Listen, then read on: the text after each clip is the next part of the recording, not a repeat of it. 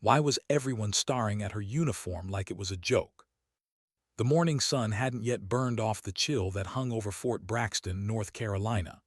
The October air cut sharp across the open parade ground, filling every breath with frost.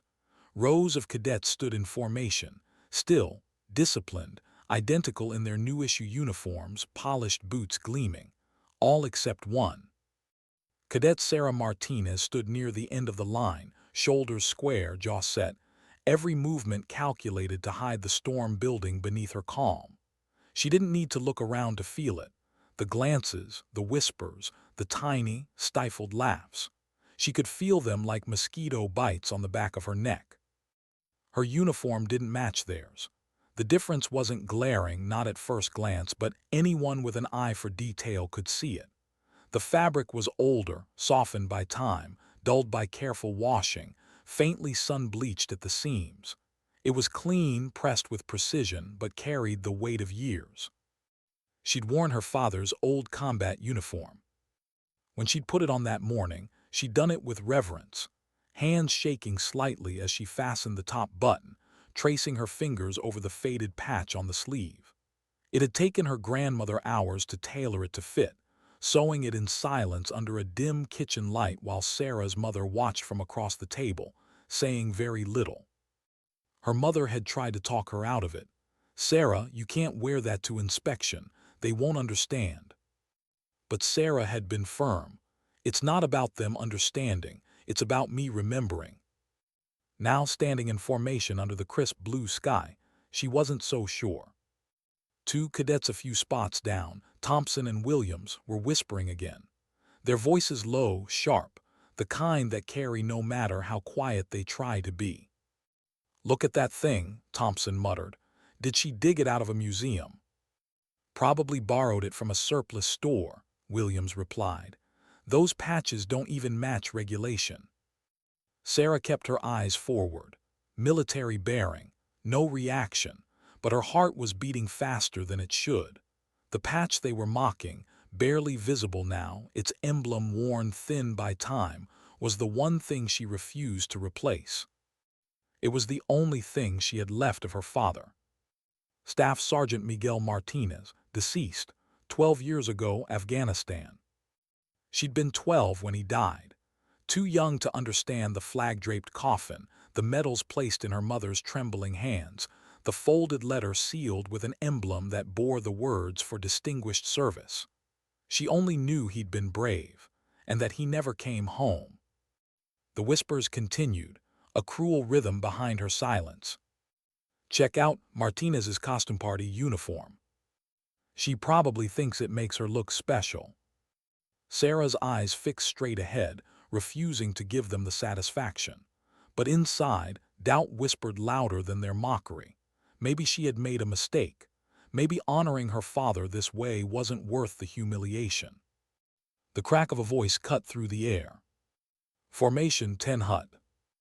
Master Sergeant Rodriguez's command echoed across the grounds, instantly silencing the line. The chatter died. A black sedan pulled up along the edge of the parade field, its tires crunching against gravel. The car door opened, and conversation ceased entirely. Colonel Patricia Hawthorne stepped out. Her presence alone straightened spines. Crisp dress blues, medals perfectly aligned, the faint glint of silver hair caught by the sun. She was known throughout the Army for her precision, her discipline, and her uncanny ability to read a person before they said a word. This was not a woman you wanted to disappoint. Sarah inhaled slowly, the cold air filling her lungs. Her boots felt suddenly too heavy. The colonel began her inspection. She moved deliberately, each step measured, each cadet receiving the same unflinching attention. When she stopped, it wasn't to smile or nod. It was to correct, to refine, to perfect. When she reached Thompson, she adjusted a ribbon, nodded once, moved on. Williams received a quick remark about boot shine but otherwise earned approval. Then she reached Sarah. The world seemed to shrink. The colonel's shadow fell across her, and every heartbeat echoed in Sarah's ears. The silence was complete, so complete that Sarah could hear the faint rustle of leaves from the oak line behind them. The colonel's eyes moved slowly down her uniform, taking in each detail. There was no judgment at first, just assessment. But then, a pause, her gaze fixed on the faded patch on Sarah's left sleeve. A long moment passed. Sarah could feel every cadet behind her watching, waiting for the inevitable reprimand. Wearing an unregulated patch was a violation of dress code. She knew it. Everyone did. "Cadet Martinez," the colonel said finally. Her voice was steady, clipped, carrying easily across the formation. "Step forward." The whisper of Thompson's laugh was audible, low and smug. Sarah stepped forward, one pace, boots landing perfectly aligned, chin up, eyes forward. "Yes, ma'am." The colonel circled her slowly. The air felt colder now, heavier. Sarah's fingers itched to tremble, but she forced them to stay rigid at her sides. The colonel stopped behind her, studying something Sarah couldn't see. When she came back around, her voice had changed slightly, still formal but softer, as if tempered by curiosity. "Where did you acquire this uniform, cadet?" Sarah swallowed. "It belonged to my father, ma'am, Staff Sergeant Miguel Martinez." The colonel nodded once slowly. Her eyes drifted back to the faded patch. "And this patch here, do you know what it represents?" Sarah hesitated. "No, ma'am. My mother said it was from a classified assignment. He never spoke about it." A faint murmur rippled through the formation. The colonel's expression didn't change. She studied the patch for a long moment before speaking again. "What unit did your father serve with?" "The 75th Ranger Regiment, ma'am. That's what I was told." Something shifted in the colonel's expression. It was subtle, but it was there, a flicker of recognition. A memory, maybe. Her eyes narrowed slightly, as if confirming something in her mind. She stepped back. "Turn around, cadet." Sarah obeyed. The colonel examined the back of her uniform, then stepped closer. Sarah could feel the weight of that silence pressing down again. "Face me." When Sarah turned back, the colonel's demeanor had changed completely. The sharp inspection tone was gone. In its place was something deeper, reverent, almost emotional. "Cadet Martinez," she said quietly, "your father didn't just serve with the 75th Rangers." The whisper spread through the ranks like wind through grass. Sarah blinked, uncertain. "Ma'am." "That patch on your sleeve," the colonel continued, "is from Task Force Legacy. Specifically, Legacy 9, one of the most classified operations of the Afghanistan War." The snickering stopped. Thompson and Williams fell completely silent. Colonel Hawthorne's gaze swept the formation. Task Force Legacy was a 12-man unit that operated behind enemy lines for 8 months. Their mission was to gather intelligence that prevented simultaneous attacks on 3 U.S. installations. Only 5 members came home. Sarah's heart stopped. The wind bit through her uniform, and for a moment she forgot to breathe. Her father's unit. The colonel stepped forward again. "That patch outranks every piece of fabric on this field," she said, her voice carrying over the stunned cadets, "including mine." No one moved. "I was the intelligence officer assigned to debrief the survivors," the colonel continued. "Your father's courage saved hundreds of lives. The patch is faded because it was designed to be. Task Force Legacy operated in silence.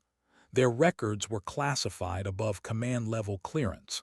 Even most generals didn't know they existed." Sarah felt the world tilt. The whispers of mockery from earlier now echoed in her head, mean, careless words that suddenly felt impossibly small. Colonel Hawthorne's tone softened. "Your father was posthumously awarded the Distinguished Service Cross for his actions. The operation remained classified until last year." Then, to everyone's astonishment, the colonel did something no one expected. She raised her hand and saluted. "To a cadet. To Sarah." The air stilled. Even the birds seemed to stop. Sarah blinked through the blur of sudden tears. Her throat ached, her chest heavy with something too vast to name. She returned the salute slowly, her hand trembling. "Ma'am, I didn't know." "Of course you didn't," the colonel replied gently. "That was the point. Your father and men like him carried their service in silence. They didn't need recognition to do their duty." Her eyes shifted past Sarah to the others. "Let this be a lesson to all of you. You see a faded uniform and assume weakness. You see an old patch and assume irrelevance. But sometimes, those who walk quietly carry more honor than the loudest among you ever will." The silence that followed was total. For the first time, Thompson looked small, his pride stripped away. Williams's eyes were fixed on the ground. Sarah stood there, tears burning against the wind, her father's patch catching the light. For 12 years she'd worn grief like a wound. Now, for the first time, it felt like armor. She didn't just wear his memory, she carried his legacy. And for the first time in her life, she understood what that meant. Why did the colonel ask her to stay behind when everyone else was dismissed? The parade ground emptied slowly, the sound of boots fading into the cool afternoon wind. Cadets whispered to each other in disbelief, still processing what they'd just witnessed. The moment Colonel Hawthorne had saluted a cadet would echo through Fort Braxton for years. But now the colonel's voice cut through the silence once more, measured, deliberate. "Cadet Martinez, with me." Sarah's heart hammered in her chest as she broke formation. She followed the colonel across the field, her steps heavy on the concrete walkway that led toward the officers' complex. The air smelled of jet fuel and damp pine. It felt strange, surreal, to walk beside someone whose rank and reputation carried so much weight. For a while neither spoke. The silence between them wasn't empty, it was layered, almost sacred. Finally, the colonel stopped beneath a sprawling oak that cast long shadows over a wooden bench. "At ease, cadet." Sarah relaxed slightly, but her spine remained straight. Old habits. The colonel gestured to the bench. "Sit." Sarah obeyed. For a long moment, Hawthorne said nothing. She simply watched the wind stir the branches above them, her gloved hands folded neatly in her lap. When she finally spoke, her voice had lost the edge of command. "Your father saved my life." Sarah froze. "I was the intelligence officer assigned to Task Force Legacy," Hawthorne continued quietly. "I was there when their last mission went sideways. We were ambushed in a valley north of coast. 12 of us went in. Only 5 made it back. I'm one of those 5. The words landed like a blow. Sarah stared, her mind racing to process what she just heard. "I never knew," she whispered. "You couldn't have," Hawthorne said. "Everything about that mission was buried, records sealed, families kept in the dark. It wasn't cruelty, it was protection." Sarah's fingers twisted in her lap. "Protection from what?" "From the kind of enemies who don't forget," Hawthorne said simply. "Your father's team dismantled a network responsible for attacks on American bases. The people behind it swore revenge. For years, we worried they might come after our families." Sarah's throat tightened. "Is that why we never got letters from the army? Why Mom wouldn't talk about him?" The colonel nodded. "He made us promise. If he didn't make it home, his family would stay anonymous. He wanted you safe. No interviews, no medals, no headlines, just peace." For the first time since morning, Sarah felt her composure crack. He thought about us. "Every day." Hawthorne's tone softened. "He carried a photo of you in his right breast pocket. You were wearing a Halloween costume, tiny aviator jacket, plastic goggles. He said that's when you told him you wanted to be a soldier. He showed that photo before every mission." The image hit Sarah like sunlight breaking through clouds. Her father laughing, kneeling to adjust her toy wings. That was the man she remembered. The colonel exhaled slowly. "I owe him more than I can ever repay. When our position was compromised, he was the one who volunteered to cover the extraction. He knew what that meant. Still," he said, "tell them it was worth it." I didn't understand those words for years. Sarah's eyes blurred. What did he mean? Hawthorne looked directly at her. He meant you, his family, his legacy, that's what was worth it. For a long while, neither spoke. The only sound was the wind through the oak leaves and the faint hum of distant aircraft. Then Hawthorne straightened, her voice returning to that calm authority that made generals listen. There's more you should know, Cadet. The Pentagon recently declassified portions of the Task Force legacy files. Your father's name was on the list for commendation. In 2 weeks, Arlington National Cemetery will host a ceremony. The Distinguished Service Cross will be presented to your family. Sarah blinked rapidly, stunned. The Distinguished Service Cross posthumously. Hawthorne nodded. Yes, and more than that. The Defense Department is establishing a scholarship fund for the children of legacy members. Full tuition, housing, and officer training anywhere in the country. Your name will be the first on the roster. It was too much. Pride, grief, disbelief, all colliding inside her chest. She could only manage a whisper. I don't know what to say. Then don't, the colonel said gently. Just understand what this means. The world will finally know who Miguel Martinez was, and they'll know who carries his name. Sarah lowered her gaze, blinking away tears that refused to fall. Ma'am, why are you telling me all this? You could have just handed me the letter. Hawthorne smiled faintly, a rare human expression. Because I made a promise. Your father made me swear that if anything ever happened to him, I'd look after his family. Bureaucracy kept me from doing that for 12 years, but now I can finally keep my word. Sarah looked up. The colonel's face, normally carved from discipline, was softer now, lines of fatigue, of memory, of guilt maybe. I don't know how to thank you, Sarah said quietly. You don't need to. Just become the kind of officer your father believed you'd be. They sat in silence again, both women lost in thought. The seasoned commander haunted by the ghosts of old missions, and the young cadet carrying the weight of a legacy she was only beginning to understand. After a while the colonel rose. Walk with me. They moved along the gravel path that bordered the training fields. In the distance, the sound of rifle drills echoed from the range. The rhythmic cracks of gunfire blended with shouts of instruction. Hawthorne spoke without looking at her. You remind me of him, not the way you look, though there's something in your eyes, but the way you stand, the way you think before you speak. Sarah almost smiled. Mom says I overthink everything. Your father did too, Hawthorne replied. He used to say, courage without reflection is just chaos. He thought before he fought. Sarah let the words sink in. He sounds like someone who carried the world quietly. He did, Hawthorne said, and that's what I need to talk to you about. They stopped near the armory fence, where cadets were assembling weapons for training. The colonel turned to her fully now, her expression unreadable. The Pentagon is reviving the Task Force Legacy program, under a new name, new structure, but the same principle. Small, specialized teams trained to operate independently in hostile territory. They're looking for recruits with more than just skill. They want people who understand sacrifice. Sarah's heartbeat quickened. You're saying?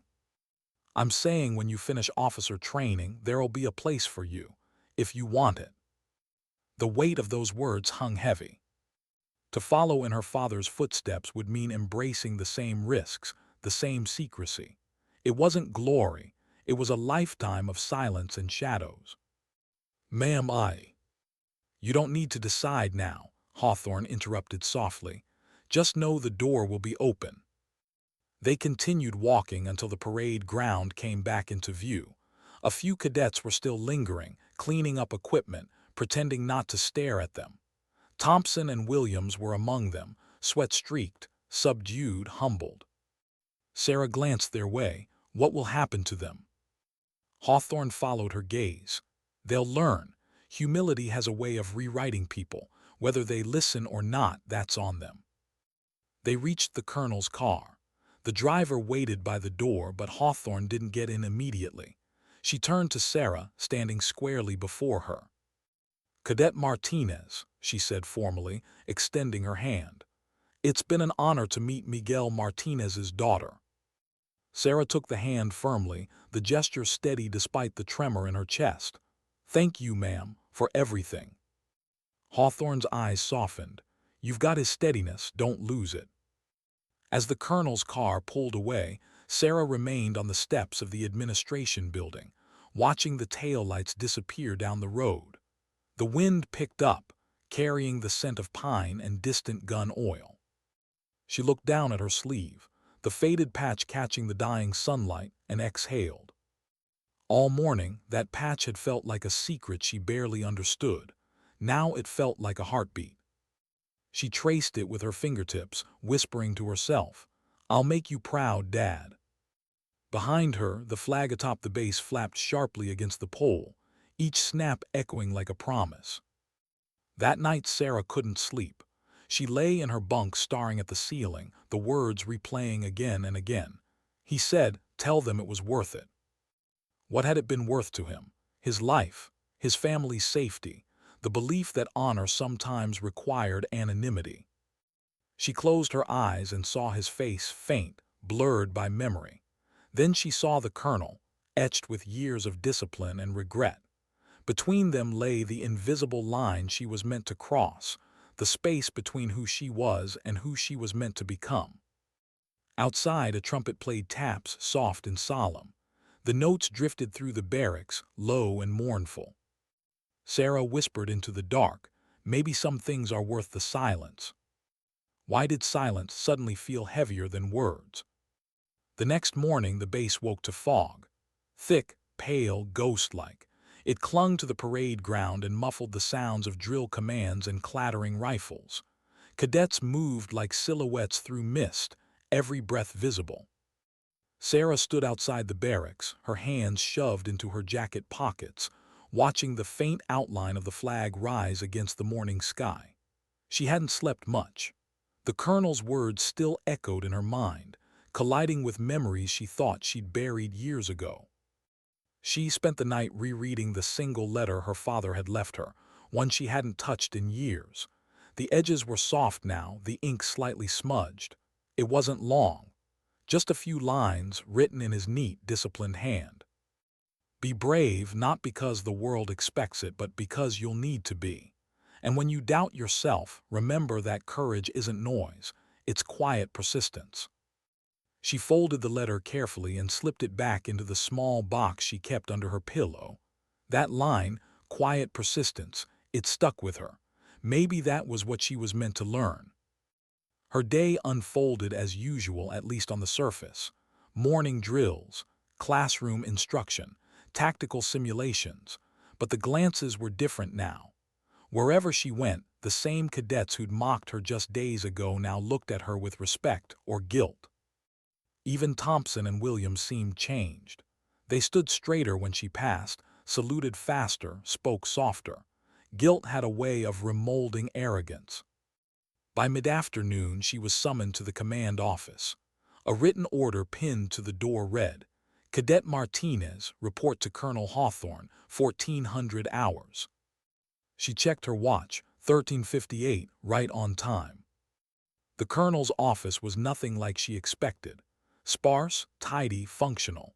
No personal photos, no decorations, just framed citations and a single worn map pinned behind her desk. Afghanistan. Red marker lines still faintly visible across the ridges and valleys. "Come in, cadet."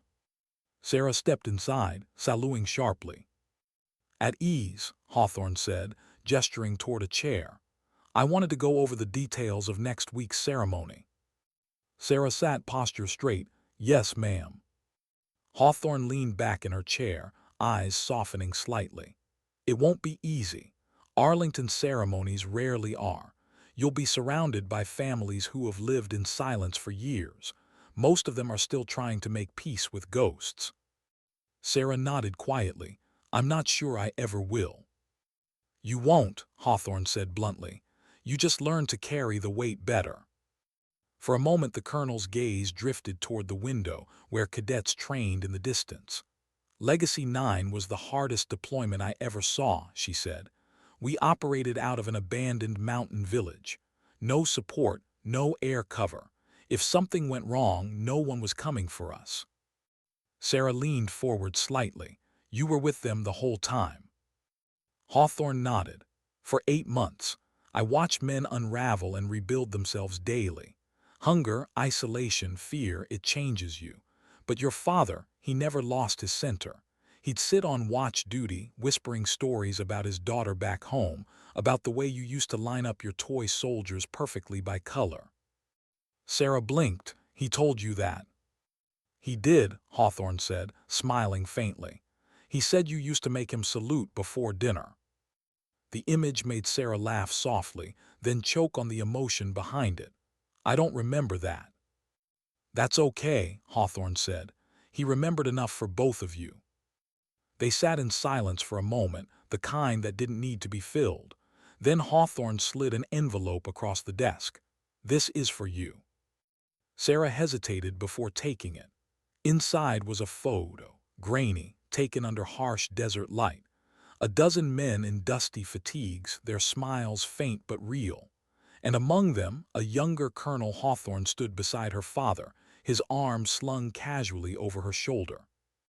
Her breath caught, that's him. Your father, Hawthorne said softly. That was taken 2 days before our final mission. He insisted we take a picture, said it'd be bad luck not to. Sarah traced her father's face with her thumb. He looked so alive, so steady. She could almost hear his voice again, that calm reassurance he always carried. Thank you, she whispered. The colonel nodded. Keep it. You'll need it when things get hard. Pictures remind us that courage has faces. Sarah's eyes stayed on the photo. Ma'am, can I ask you something? Of course. Why me? Why tell me about the new task force program? You could have picked anyone. The colonel's expression shifted. Because you remind me of what we lost and what we still need. The military doesn't need perfect soldiers, cadet. It needs human ones. The kind who understand pain, loss, and restraint. Sarah looked down. I don't even know if I'm ready. Good, Hawthorne said. The ones who think they are usually are. Her voice softened. You'll be ready when you stop trying to prove something and start becoming someone. Sarah let the words settle. For the first time, she wasn't sure what proving herself even meant anymore. When the meeting ended, she walked out into the afternoon light. The fog had lifted, revealing the long stretch of the base, firing ranges, obstacle courses, the endless hum of engines. Everything felt sharper now, more vivid. She headed toward the chapel. She hadn't been there since orientation, but something drew her in. Inside, the air was cool and quiet. Dust particles floated in shafts of sunlight. She sat in the back row and stared at the stained glass window that depicted a soldier kneeling in prayer. She wasn't religious, not really, but she needed somewhere to put the ache that had been living in her chest since yesterday. Hi, Dad, she whispered. The sound of her voice surprised her. I don't know what you'd say right now. Probably something simple like keep your head down and do your job. Her voice cracked. But it's hard, knowing what you gave up, knowing what Mom had to carry. I just want to make you proud without losing myself the way you did. She sat there until her shoulders stopped shaking. Then she stood, wiping her eyes, and looked up at the glass soldier again. The light had shifted, making the figure glow faintly gold. When she left the chapel, she felt lighter, but only slightly. That evening, she returned to the dorms to find Thompson waiting outside. His usual swagger was gone. He looked awkward, almost boyish. Martinez, he said quietly. She paused. Thompson. I just wanted to say what I said the other day. It was stupid. Beyond stupid, I didn't know. None of us did. She studied him for a long moment. Knowing or not, you could have chosen respect. He nodded. You're right, I'm trying to. The sincerity in his voice surprised her. She gave a small nod. Then start by showing it to others too. We all have stories. He smiled weakly. Fair enough. As he walked away, Sarah realized something. This experience hadn't just changed how others saw her. It had changed how she saw them. The following week blurred into routine. Morning drills, classes, tactical briefings. But something in Sarah had shifted. She no longer pushed herself to stand out. She pushed herself to live up to something unseen. A quiet standard. At night she trained alone under the floodlights, running the obstacle course again and again until her lungs burned.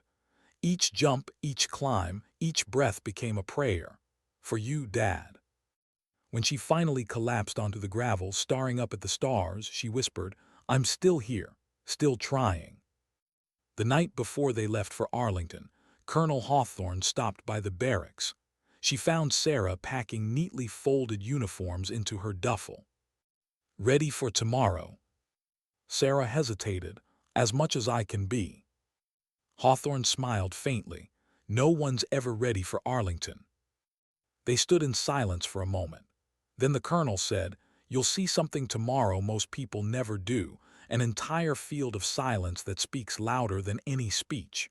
When you walk among those headstones, remember that every name there once thought they were just doing their job. That's what heroism looks like. Quiet, consistent duty." Sarah nodded, emotion tightening her throat. "Yes, ma'am." As the colonel turned to leave, she paused at the doorway. "Cadet," she said softly, "I know tomorrow will be heavy, but remember your father wouldn't want tears, he'd want purpose. Don't mourn his death, honor his choice." After she left, Sarah sat on her bunk for a long time, holding her father's old patch in her hand. It was frayed now, edges curling slightly, but it felt alive. She whispered into the empty room, "I'm ready to hear your story now, Dad, all of it." Then she slipped the patch into her pocket, the same place he once carried her photo, and closed her eyes. Outside, the wind stirred gently through the base, carrying the faint sound of marching feet in the distance. Somewhere, a bugle called the end of day. Tomorrow would bring closure, or maybe something deeper. Something like peace. Why did it feel like the air itself was holding its breath? Washington, D.C., glowed under a pale winter sun. The air was cold but clear, the kind of crisp stillness that carried sound farther than it should.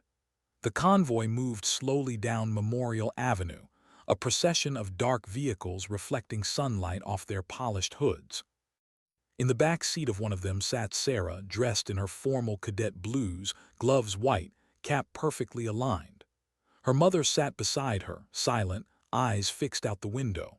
Across from them, Colonel Hawthorne sat with her usual composure, back straight, hands resting lightly on her knee. No one spoke. They didn't need to. The closer they drew to the cemetery gates, the heavier the silence became. Rows upon rows of white headstones stretched into the distance like an ocean frozen mid-wave. Each one identical. Each one a name, a date, a story that ended quietly but never truly ended. The convoy stopped near Section 60, the heart of Arlington. When Sarah stepped out, the cold hit her face sharply, carrying the scent of pine and stone. She looked around and saw families gathering, mothers, fathers, widows, children grown tall since the wars had ended. Some wore medals, most just wore expressions carved by time and loss. "Stay close," the colonel murmured. Sarah nodded. Her boots crunched against the gravel path as they approached the ceremonial canopy. Beneath it, a row of flags fluttered lightly in the breeze: Army, Navy, Air Force, Marines. A podium stood at the front, flanked by officers in dress uniforms. The ceremony began with the sound of a single trumpet. Low, mournful. The notes of "America the Beautiful" drifted across the open field, blending with the soft rustle of leaves. Sarah's chest tightened. As the names of the fallen were read aloud, she caught herself holding her breath. Each name was followed by a pause, a moment of silence that stretched long enough to let the gravity settle. When the announcer reached Staff Sergeant Miguel A. Martinez, the world seemed to stop. Her mother's hand found hers, fingers trembling slightly. The words that followed blurred together: speeches about honor, sacrifice, service, but Sarah wasn't really hearing them. Her focus stayed locked on the folded flag resting on the podium, the one that would soon be handed to her mother. She had imagined this moment so many times, but never like this. Not surrounded by people who shared the same invisible wound, not with the wind carrying the scent of gun oil and winter air. When the defense secretary stepped forward, the murmurs fell silent. He spoke briefly about task force legacy, about the secrecy that had kept their deeds hidden for so long. His voice carried pride but also apology. Then came the moment. Posthumously awarded, the Medal of Honor to Staff Sergeant Miguel A. Martinez for acts of conspicuous gallantry above and beyond the call of duty. The audience rose. A full military salute rippled through the crowd like a tide of motion. Sarah stood stiffly at attention, tears stinging her eyes as the citation was read. For valor during Operation Legacy 9, Sergeant Martinez exposed himself to enemy fire to protect civilian lives and ensure the success of intelligence recovery critical to national security. His courage allowed his team's survival and the prevention of catastrophic attacks. When the medal was presented, it wasn't to her mother's shaking hands, it was to the family. The colonel stepped aside, nodding to Sarah. "Go on," she whispered. Sarah hesitated, then stepped forward. The secretary placed the medal gently into her hands. Its weight was far greater than its size. The blue ribbon shimmered faintly in the sunlight. For a moment, she couldn't breathe. She looked down at the engraved words, "For valor." Her reflection blinked back at her in the polished gold. "Your father was a hero," the secretary said quietly, "and now the world finally knows." Sarah managed a nod, voice barely a whisper. He always was. When she turned back toward the crowd, she noticed the other families watching her, some smiling through tears, some standing tall in silent respect. In that moment, she felt connected to something larger than herself, a network of grief and pride woven across generations. After the ceremony, they lingered near the grave markers. Small groups of people gathered, sharing stories of those they'd lost.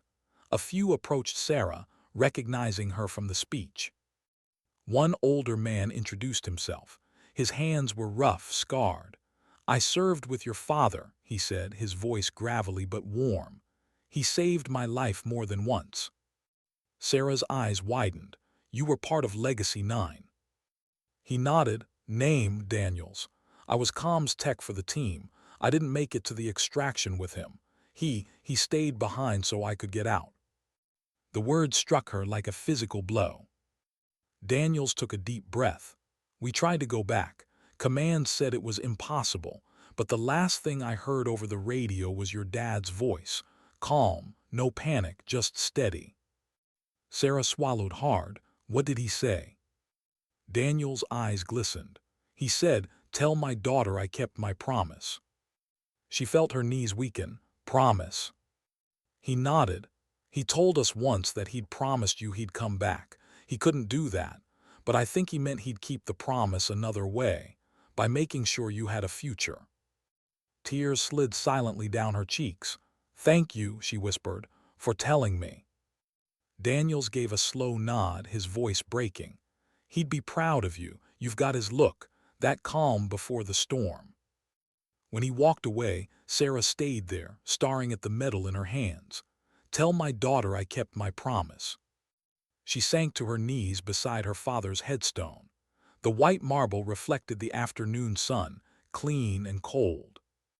"Hi, Dad," she whispered. "I guess you kept it after all." Her mother joined her, kneeling silently beside her. No words passed between them. They didn't need any. Grief had its own language. From behind them came the crunch of boots. "Cadet Martinez." It was Colonel Hawthorne. Her tone was gentle.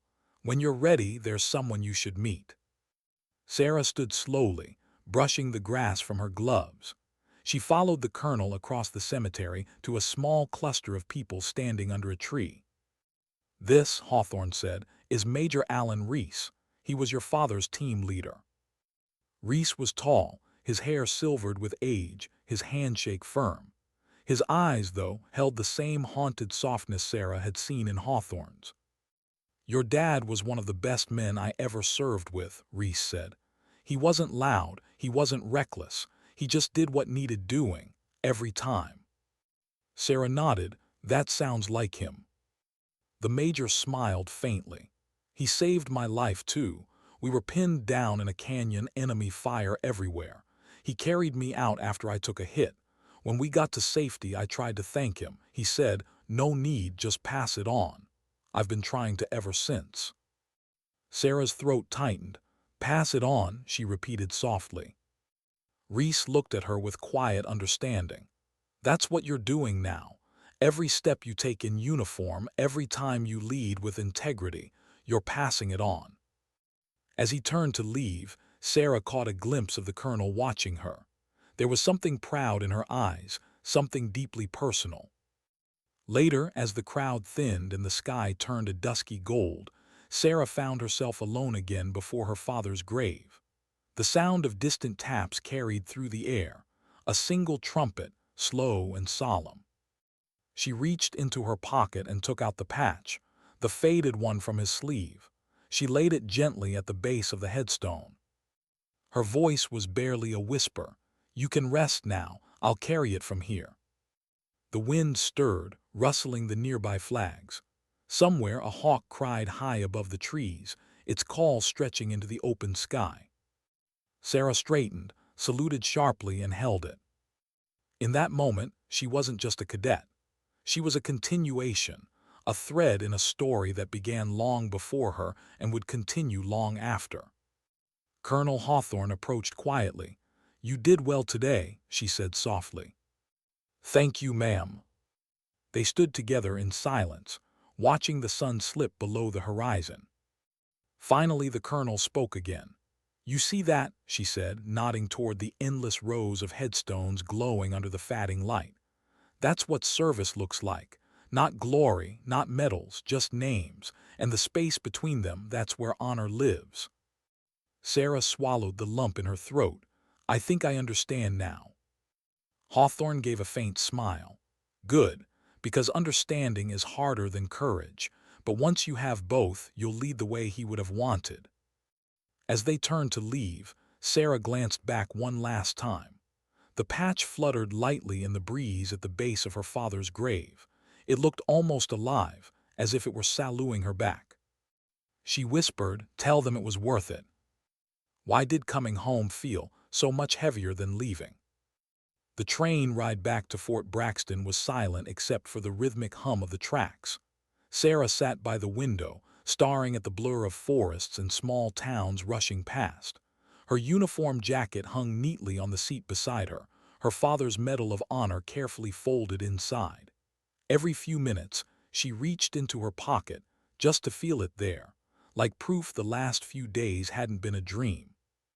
Her mother had stayed behind in D.C. to visit relatives. Colonel Hawthorne had flown ahead for a meeting at the Pentagon. That left Sarah alone with her thoughts. She stood among heroes, watched her father's name carved into history, heard strangers call him legend. Yet, as the scenery rolled by, all she could think was how small she still felt. Her father had saved lives. She was still trying to pass inspections. When the train hissed to a stop in North Carolina, the cool air hit her face like a slap. She gathered her things and stepped onto the platform, boots striking the concrete with practiced rhythm. Back at base, everything looked the same: gray barracks, white-painted stones lining the walkways, the faint metallic tang of gun oil in the air. But it didn't feel the same. People noticed her now. The moment she stepped onto the grounds, conversations paused. Salutes came quicker, eyes lingered longer. Some cadets smiled respectfully. Others looked uncertain, almost afraid. She wasn't just Cadet Martinez anymore. She was the Medal of Honor daughter. By evening, the story had spread through every unit. Some whispered admiration, others whispered envy. But it was the whispers that hurt the most. She's only getting special treatment because of who her dad was. She's the colonel's favorite now. She'll never have to prove anything. Sarah ignored it at first, burying herself in training. She ran harder, shot straighter, studied longer. But the more she pushed, the louder those voices seemed to echo. One night during night navigation drills, she got lost in the woods north of the training range. She stopped to catch her breath, hands on her knees, moonlight slicing through the trees. The silence pressed in around her. She whispered to herself, "Dad, if you were me, what would you do?" The answer came from memory, the sound of his calm voice years ago when she was still a kid struggling to tie her boots. "You don't prove worth by shouting louder. You prove it by standing longer." She exhaled, steadied her breathing, and found her way back. The next morning, she arrived at drills earlier than everyone else. The cold bit her fingers as she adjusted her rifle, her breath fogging the air. By the time the others showed up, she was already running laps. Colonel Hawthorne noticed. During an afternoon briefing, she lingered near the back of the room, watching quietly as the cadets worked through tactical maps. When the session ended, she approached Sarah. "Cadet Martinez." Sarah turned sharply, saluting, "Ma'am." Hawthorne's gaze was sharp but calm. "You're pushing too hard." "With respect, ma'am, I'm just keeping pace." "No," the colonel said evenly. "You're trying to outrun ghosts. You can't." Sarah hesitated. "Ma'am, I just don't want anyone to think I'm here because of him." The colonel's tone softened slightly. "You think your father ever worried about that?" Sarah frowned. "He didn't have a name to live up to." "He became the name," Hawthorne said. "And he didn't do it by worrying about opinions. He did it by doing his job well even when no one was watching, especially then." Sarah looked down, ashamed. Hawthorne studied her for a long moment. "Do you want to know what your father said about legacy?" "Yes, ma'am." "He said legacy isn't about inheritance, it's about endurance. Anyone can inherit a name. Only a few can endure its weight." The words hit deep. "Now," Hawthorne continued, "go get some rest. Tomorrow we start advanced field simulation." Sarah nodded, "Yes, ma'am." That night she couldn't sleep again. The barracks were dark except for the dim red glow of the exit light. She sat up on her bunk, running her fingers over the edge of the Medal of Honor case. It was beautiful but intimidating. It didn't just represent valor. It represented a standard she didn't know if she could meet. Around midnight, she slipped outside. The air was cold enough to sting. She walked to the far edge of the training field where the base lights faded into forest. There, under a canopy of stars, she opened the medal's case and looked at it in the moonlight. "Dad," she whispered, "I don't know if I can live up to this. You made it look easy." Her eyes stung. "Maybe you weren't fearless. Maybe you were just better at hiding it." She closed the case and tucked it close to her heart. The next morning brought new trials, literally. "Endurance assessment," Master Sergeant Rodriguez barked. 3 miles full gear. Obstacle sequence immediately after. Failure to complete within time frame. Automatic remedial training. Sarah felt her stomach knot. She wasn't the fastest runner, but quitting wasn't an option. The whistle blew, boots hit the dirt. By the first mile, her lungs burned. By the second, her legs felt like concrete. Sweat rolled into her eyes. The sound of boots and grunts surrounded her, a wave of determination and exhaustion. Halfway through the 3rd mile, Thompson ran beside her. "You good?" he shouted over his shoulder. She gritted her teeth. "Never better." He smirked, surprised. "Didn't think metal kids could sweat." "Keep running, Thompson." He did, and so did she. When they hit the obstacle course, Sarah's muscles screamed. Rope climb, wall vault, crawl trench, mud everywhere. Halfway through, she slipped, mud covering her uniform, blood mixing with dirt on her palms. For a split second, she wanted to stop. Just breathe. Just quit. Then she saw it, her reflection in the muddy water below, Not her own face, his. Her father's calm eyes, the faint, proud smile from that old photograph. She pushed harder. By the time she crossed the finish line, she collapsed into the dirt. The stopwatch clicked. "Time," Rodriguez shouted. 29 minutes 48 seconds, pass. Sarah lay there, chest heaving, mud streaked across her face, but she smiled. Later that night, she found Thompson and Williams waiting outside the mess hall. "You smoked that course," Thompson said, a hint of admiration in his tone. "Didn't think you had that kind of fire." Sarah smiled faintly. "Didn't know I needed to prove I did." Williams chuckled. "Guess we all needed reminding." Something in their eyes had changed. Not pity, not guilt, respect. The kind that's earned the hard way. In the weeks that followed, Sarah's focus sharpened. She wasn't just training anymore. She was transforming. Each early morning run became a meditation. Each drill a quiet vow. She studied every field manual like scripture, dissecting tactics, memorizing procedures. Her instructors noticed. Hawthorne noticed. One evening, after training, Hawthorne called her to her office again. "Close the door." Sarah obeyed, standing at attention. Hawthorne studied her silently for a moment, then asked, "Do you know why I push you harder than the others?"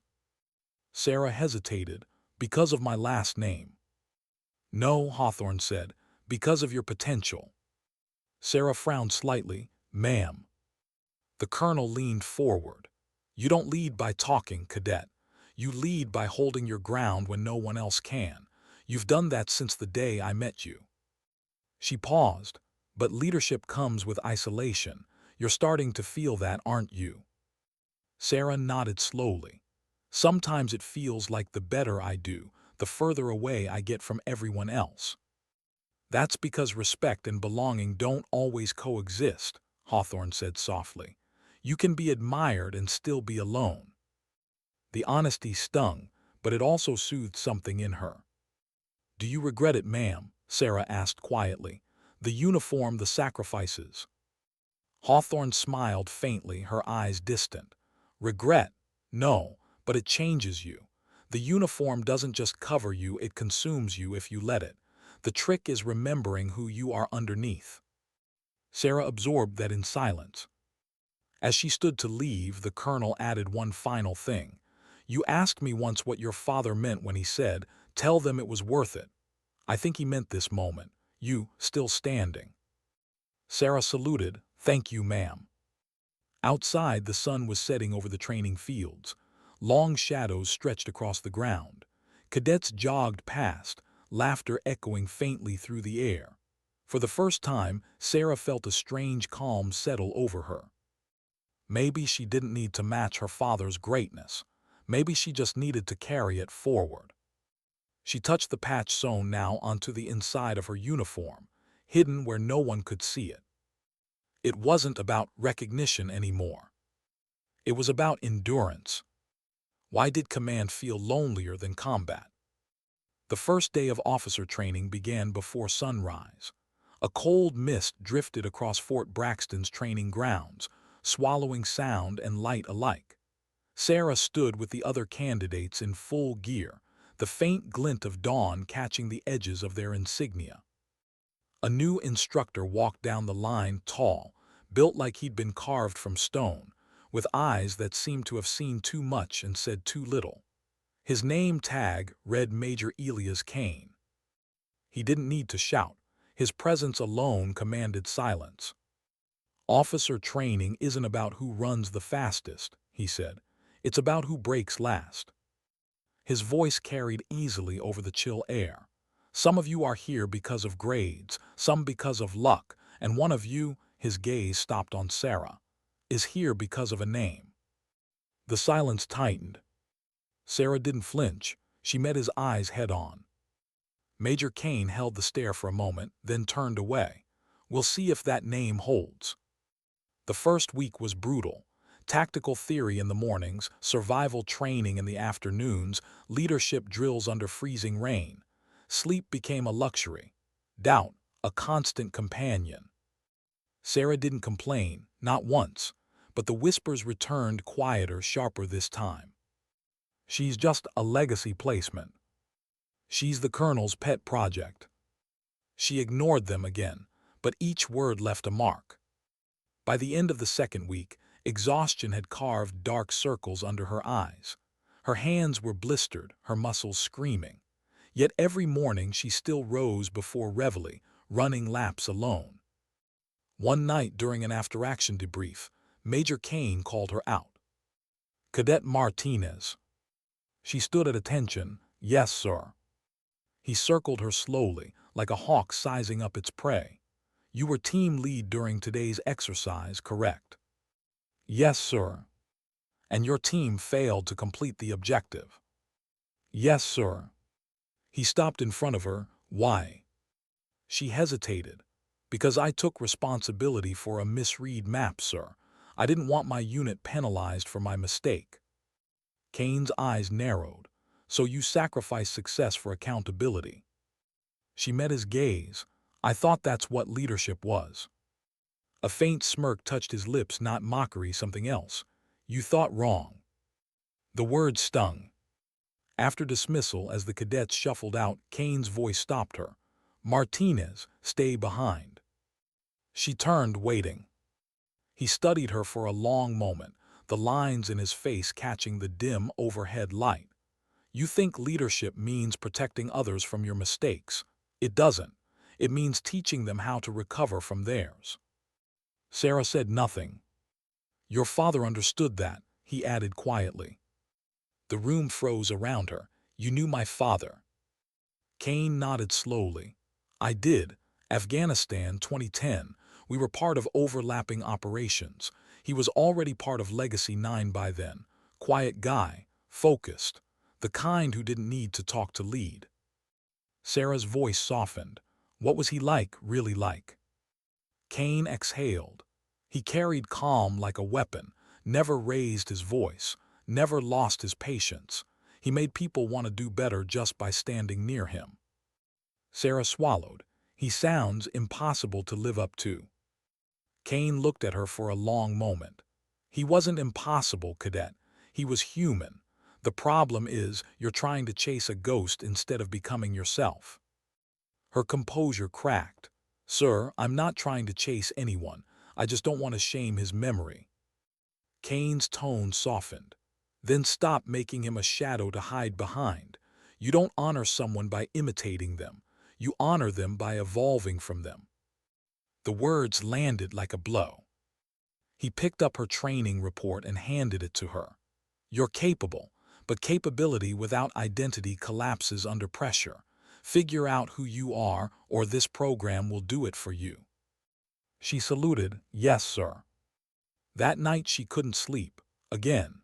The barracks were dark except for the dim hum of the ventilation system. She sat up, the report still in her hands, Kane's words echoing in her mind. "Figure out who you are." What if she didn't know anymore? She'd spent so long trying to be her father's reflection, disciplined, stoic, unbreakable, that she'd forgotten what her own voice sounded like. The next morning, she approached training differently. When assigned as squad leader again, she didn't rush to control every detail. She listened, delegated, trusted. When one of her team members stumbled on a navigation error, she didn't correct him. She asked, "What do you think we should do differently next time?" By the end of the drill, her team didn't just finish. They finished together. Later during debrief, Kane glanced at her report. "Improvement," he said simply. Sarah nodded. "Thank you, sir." He didn't respond, but the faintest curve at the corner of his mouth told her enough. Over the next few weeks, something shifted. Sarah began to find rhythm in the chaos, not just surviving the program but leading within it. She earned quiet respect. When cadets struggled, they sought her out, not because she was perfect but because she understood failure and didn't hide from it. One evening, during a night navigation course, they were sent out in small units into the woods. Thick fog, no moonlight, only compasses and instinct. Halfway through, one of her cadets, A quiet recruit named Vega twisted her ankle on uneven ground. The others wanted to leave her behind, finish the course, get the points. Sarah crouched beside Vega, checking her injury. "Can you stand?" Vega winced, barely. Sarah looked around at her team. "We move together or not at all." "But we'll miss the time cut," one protested. "Then we miss it," Sarah said simply. "Mission first, people always." They made it back an hour late. Major Kane was waiting at the finish line. "Martinez," he said, voice unreadable, "you failed the time standard." "Yes, sir." "Explain." She met his gaze. "One of my cadets was injured. I made a call."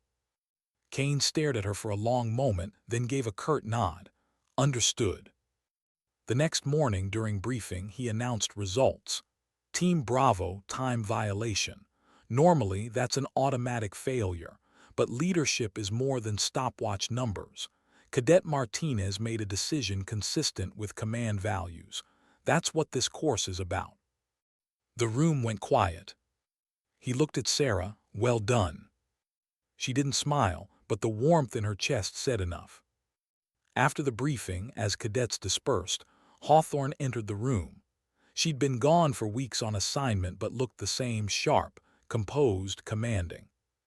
"Kane," she greeted, "how are they holding up?" "Better than expected," he said, "especially your prodigy." Sarah flushed slightly. "Ma'am."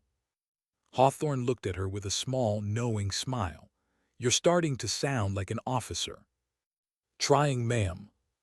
"Don't try," Hawthorne said. "Lead." Later, as the sun set over the training fields, Sarah stayed behind for weapon maintenance. Kane passed by, stopping briefly at the doorway. "Martinez." She looked up. He nodded toward her rifle. "You know, your father once told me something before we deployed. Said, a weapon's just metal until you trust yourself to use it wisely. I think he meant more than just rifles." Sarah tilted her head. "What do you think he meant?" "That the real weapon is discipline and compassion." She nodded slowly, understanding. Kane's voice softened. "You're starting to balance both. Don't lose that." When he left, Sarah stayed in the empty armory, the dim light catching the edges of the rifles lined along the walls. She stared at her reflection in the weapon's polished surface. For the first time, she didn't see his reflection. She saw her own. That night she wrote in her journal, something she hadn't done in years. "I used to think carrying his name was a burden. Now I think it's a compass. He showed me where north is. The rest is up to me." When she closed the journal, the sound of crickets filled the quiet. The stars above the base shimmered faintly, scattered like metals across an endless sky. For the first time since she'd put on the uniform, she felt something resembling peace. Not the absence of struggle, but the presence of purpose. Why did victory feel more like a crossroads than an ending? The morning of graduation dawned golden and still. For once, the air over Fort Braxton didn't smell like gun oil or sweat, but fresh-cut grass. Flags snapped in a soft breeze. Rows of cadets stood assembled on the parade ground, their polished boots catching the sunlight. Sarah's heart pounded in rhythm, with the drums echoing across the field. It had been months of exhaustion, failure, recovery, and then resilience. The sleepless nights, the bruises, the doubt, all of it had led here. As the commanding officer read out the list of names for commissioning, she stood at attention, shoulders back, chin up. Second Lieutenant Sarah Martinez. Her name carried through the speakers like a note she'd been waiting years to hear. She stepped forward, saluted, and accepted her commission scroll. The weight of it in her hand felt heavier than any weapon she'd carried, not because of what it was, but what it meant. When the ceremony ended, applause rippled through the formation. Cadets embraced, laughter breaking through months of tension. But Sarah stayed still for a moment longer, scanning the crowd until she saw her mother standing near the back, eyes shining, hand over her heart. Colonel Hawthorne stood beside her, arms crossed, a rare smile touching her face. When Sarah approached them, her mother didn't speak. She simply hugged her, hard. "I'm proud of you," she whispered. "He would be too." Sarah felt her throat tighten. "I hope so." Colonel Hawthorne waited until they pulled apart. "Congratulations, Lieutenant. You've earned this." "Thank you, ma'am," Sarah said formally, but there was warmth behind it. Hawthorne nodded toward the horizon, where a small transport helicopter idled near the far end of the runway. "Don't get too comfortable. The world doesn't stop for ceremonies." Sarah frowned. "Ma'am." The colonel's smile faded into her usual calm. "You've been requested. Pentagon wants a meeting." Sarah blinked. "Now." Hawthorne's tone softened. "They're rebuilding something, and they need people who understand what legacy really means." It took Sarah a moment to process what she was hearing. Task Force Legacy. The colonel didn't answer directly. "You'll find out soon enough. Grab your gear. I'll brief you in the air." The helicopter's blades cut through the morning haze as they lifted off from Fort Braxton. The base grew smaller beneath them, swallowed by the patchwork of pine and farmland. Sarah sat opposite the colonel, headset on, trying to steady the mix of adrenaline and disbelief coursing through her veins. "Ma'am," she said finally, "is this about the new task force Major Kane mentioned?" Hawthorne gave a faint nod. "Partly. The Pentagon wants to assemble a special operations initiative, smaller, smarter, more adaptable. It's meant to carry forward the spirit of Legacy 9. The code name's still under review, but—" She paused, meeting Sarah's eyes. "The brass keeps calling it Legacy Reborn." Sarah's pulse quickened. "They've asked me to lead the initial evaluations," Hawthorne continued, "and they want candidates who have already proven both competence and character under pressure." Sarah understood what that meant before the colonel even said it. "They want me." Hawthorne studied her quietly. "They want to meet you. Whether you're ready to join them is another question." Sarah stared out the window. Clouds rolled beneath them like waves. "I don't know if I'm ready for something like that." "No one ever is," Hawthorne said. "Your father wasn't either. He just showed up and became ready because he had to." Sarah looked back at her. "Was he scared?" Hawthorne's voice softened. "Always, he just didn't let it stop him." The rest of the flight was quiet. When they landed on the Pentagon's rooftop pad, the city stretched out below them, D.C. gleaming in the midday sun, solemn and steady, like the marble monuments that guarded its heart. Inside, the air was cold, sterile, humming with the low buzz of fluorescent lights. The hallways smelled faintly of paper, coffee, and secrets. They passed through multiple security checkpoints before stopping outside a glass-walled conference room. Inside, a small group of uniformed officers waited, one civilian among them, a man in a dark suit with eyes that gave nothing away. Hawthorne turned to Sarah. "Remember, they're not evaluating your record. They're evaluating your resolve." Sarah nodded, straightened her uniform, and stepped inside. "Second Lieutenant Sarah Martinez," Hawthorne announced, "reporting as ordered." The man in the suit gestured to a chair. "At ease, Lieutenant. Please sit." Sarah obeyed. He studied her for a long moment before speaking. "Your father's service record is remarkable. What's more remarkable is how little of it the world knows. You understand the meaning of secrecy, then?" "Yes, sir." He leaned forward slightly. "We're assembling a unit designed for high-risk operations, intelligence, reconnaissance, and human terrain response. Small footprint, high impact. We want officers capable of discretion and moral clarity, people who can operate in gray zones without losing sight of the light." Sarah met his gaze. "What makes you think I can?" The faintest hint of a smile touched his lips. "Because your file reads like a blueprint for controlled chaos. You fail honestly, learn quickly, and lead quietly. That combination is rare." He leaned back. "We're calling it Echo Division for now, but internally it's the continuation of Legacy 9's mission." Sarah's heart pounded. Colonel Hawthorne will oversee candidate selection. You train under her again and Major Kane. It won't be easy. You'll vanish from rosters, from history. Officially, you'll cease to exist for as long as the mission requires. Sarah inhaled slowly. So I'd become like him.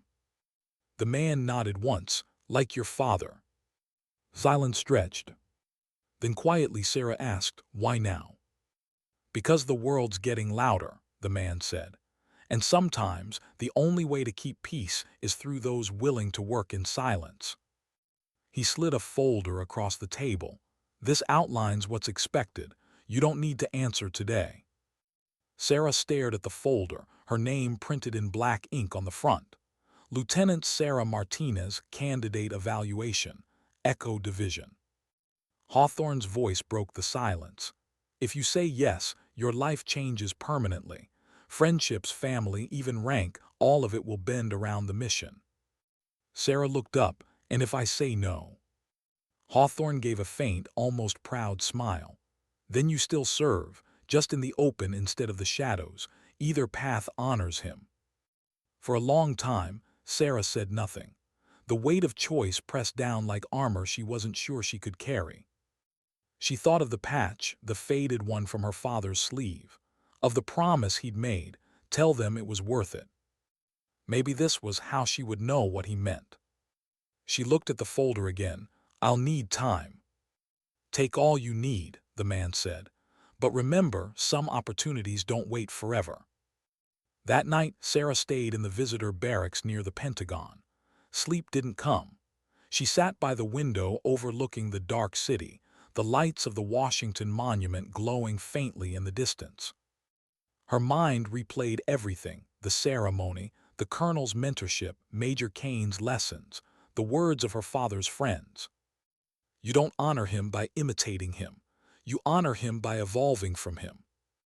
At some point she rose, walked to the small sink and splashed cold water on her face. Her reflection stared back at her, exhausted, conflicted but steady. Her father's features were there faintly, but the eyes were hers now. She whispered to the reflection, "What would you do, Dad?" And somehow in the silence, she already knew the answer. The next morning, before sunrise, she walked into Colonel Hawthorne's temporary office. The colonel looked up, surprised. Couldn't sleep. Sarah shook her head, didn't need to. She placed the folder on the desk. I'm in. For a brief moment, Hawthorne didn't move. Then slowly she stood, walked around the desk and extended her hand. Welcome to Echo Division, Lieutenant. Sarah shook it firmly. Thank you, ma'am. As Hawthorne released her hand, her expression softened. You understand what this means? Sarah nodded. Yes, it means I carry it forward. The colonel smiled faintly. Your father would have said the same thing. Outside, the first light of dawn crept over the city, golden, quiet, resolute. Sarah stood by the window, watching the sun rise over the marble skyline. The world was waking up, unaware that somewhere in its shadows, a legacy had just been reborn. She touched the hidden patch inside her uniform, not as a relic anymore, but as a reminder. This wasn't about living up to him. It was about living on from him. Why did silence suddenly feel like destiny calling her by name? 3 weeks later, Lieutenant Sarah Martinez stood on a windswept tarmac at an undisclosed base in Virginia. It didn't appear on any map. There were no flags, no unit insignias, no visible signs of rank, just shadows moving with purpose beneath floodlights. The world called it nothing. Inside classified files, it was listed as Echo Division Command Center. To the people who worked there, it was simply the quiet house. Sarah watched the horizon, her duffel slung over her shoulder, the air heavy with jet fuel and mist. This wasn't Fort Braxton, this wasn't training. This was the deep end of service, where names vanished but purpose remained. Colonel Hawthorne approached from across the tarmac, clipboard in hand, her posture as crisp as ever. She didn't salute, neither did Sarah. Here ceremony didn't matter, only commitment. "Welcome to Echo Division, Lieutenant," Hawthorne said. Her voice was steady, but there was a quiet pride beneath it. "Thank you, ma'am," Sarah replied. They walked together toward the hangar. Inside, a dozen figures moved with disciplined silence, men and women of varied ages, all wearing the same nondescript gray fatigues. No names, no unit patches, just the faint emblem of a single faded symbol stitched over the heart, a phoenix rising from fractured wings. Sarah paused. "That's based on your father's old insignia," Hawthorne said softly. "Legacy Nine's emblem. We adapted it for Echo, a reminder of where we came from and what we've learned." Sarah ran her thumb over the design, feeling the rough stitching beneath her glove. Hawthorne stopped near a steel table covered in mission folder and sealed briefings. "Every member here was hand-picked," she said. "Specialists from intelligence, engineering, linguistics, field ops. No one here exists on paper. If something goes wrong, the world won't know we were ever there." Sarah nodded, her throat tightening, "Just like my father's team." "Exactly," Hawthorne said, "but with one difference. This time, we're not ghosts without witnesses. The people who come after you will know what you stood for." She handed Sarah a folder marked Operation First Light. "Your evaluation mission, reconnaissance only. Observe, report, extract, no engagement." Sarah opened the folder. Satellite images, coordinates, redacted text. Her mind started processing automatically, the way she'd been trained. "Am I leading?" she asked. Hawthorne smiled faintly. "You are. Your father's bloodline doesn't earn you that seat. Your work did." That simple acknowledgement hit deeper than any medal ever could. Sarah nodded once, "Then I won't waste it." Hawthorne's gaze softened. "See that you don't." Later that evening, the recruits gathered in the hangar's briefing bay. The air smelled of oil, metal, and rain. Major Kane entered last, his presence cutting through the low hum of conversation.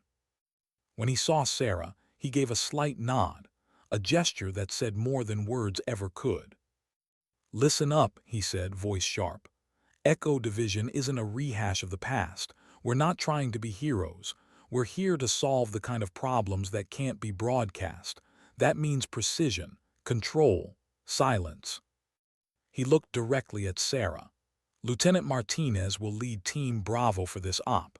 You'll have 3 operatives under you. This isn't training. This is the real world watching from the dark." Sarah felt the weight settle in her chest. Not fear, focus. After the briefing, Kane approached her privately. "You're your father's daughter," he said quietly. "But that's not why you're here.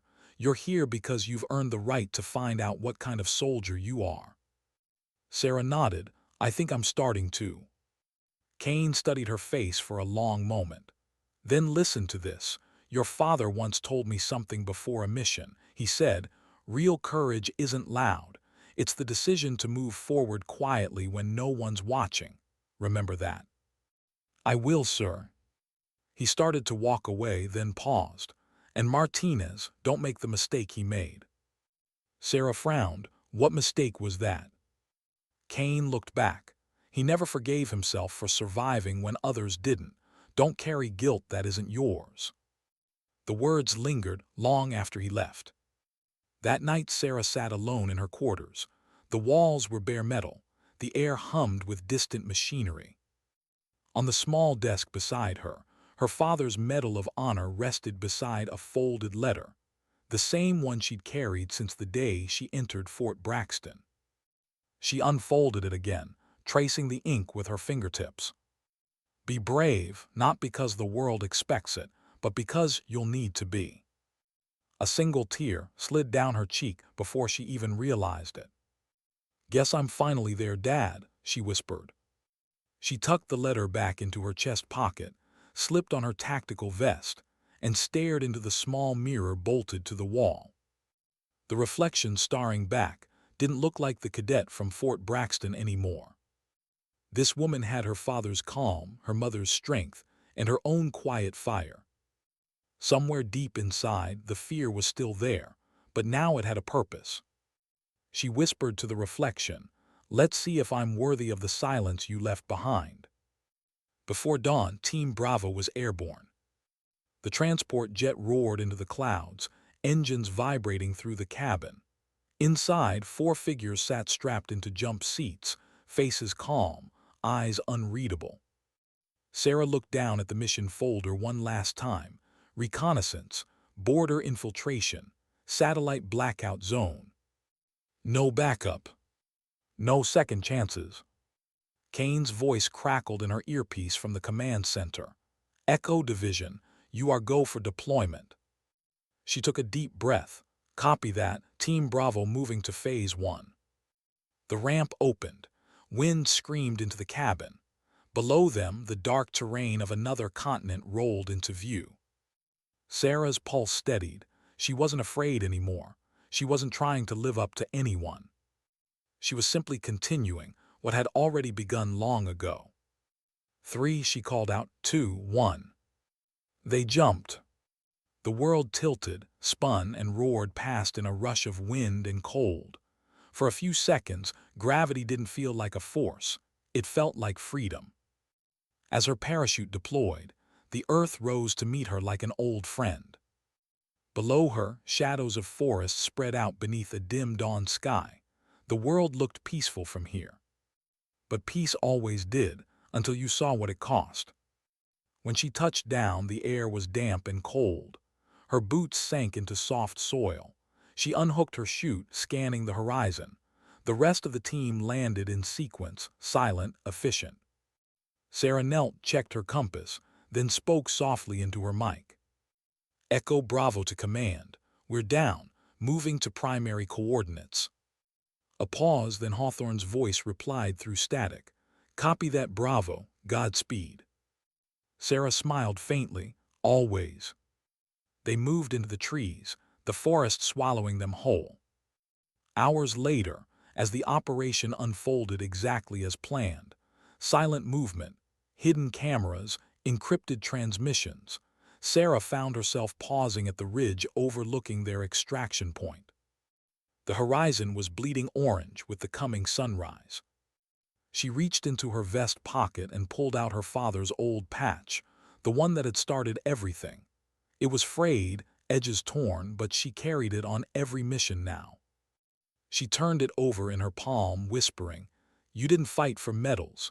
You fought for the quiet mornings that came after." She smiled, faint but certain. So will I. The radio crackled softly. Lieutenant ready to move. Yeah, she said, tucking the patch back into her pocket. Let's bring it home. They disappeared into the trees. Hours later, the team extracted without casualties. Clean, controlled, quiet. When the debrief ended back at base, Hawthorne dismissed the others but asked Sarah to stay behind. The colonel's eyes were tired, but there was a rare softness in them. First mission, she said. How does it feel? Sarah thought for a moment. Different, not like victory, more like continuity. Hawthorne nodded slowly. That's exactly what it should feel like. She reached into her desk and pulled out a small, sealed envelope. Your father wrote this before his final deployment. It was recovered during post-operation cleanup. I was instructed to deliver it if his family ever joined classified service. Sarah froze, hands trembling slightly as she took it. The paper was worn, edges yellowed, the ink slightly faded. She opened it carefully. Inside was a single line, written in his familiar, precise handwriting. When duty feels too heavy, remember, you were never meant to carry it alone. Her vision blurred. She folded the letter gently, clutching it to her chest. Thank you, she whispered. Hawthorne's expression softened. You've done well, Lieutenant, but this is only the beginning. I know, Sarah said quietly. I think that's what makes it beautiful. The colonel smiled faintly. Get some rest. Tomorrow we plan for the next phase. Sarah saluted, turned, and walked out into the evening air. Outside, the base was silent. Stars stretched endlessly above the black horizon, reflecting faintly off the steel surfaces of the aircraft lined along the runway. Sarah stood there for a long time, breathing it all in, the cold, the quiet, the meaning of it all. This was the same sky her father once looked up at from half a world away. The same stars that had guided both of them through darkness. She closed her eyes, letting the wind brush against her face. Maybe this was how legacy really worked, not through medals or titles or records, but through echoes. Echoes of courage passed down through silence. And sometimes silence was enough. She opened her eyes, standing taller now, every breath steady. "Rest easy, Dad," she whispered. "I understand now." The wind carried her words into the dark, scattering them into the infinite. She turned and walked back toward the hangar, boots striking concrete in calm, measured rhythm, the same rhythm her father once carried. Not loud, not heroic, just steady. Because sometimes dignity doesn't speak. It simply acts.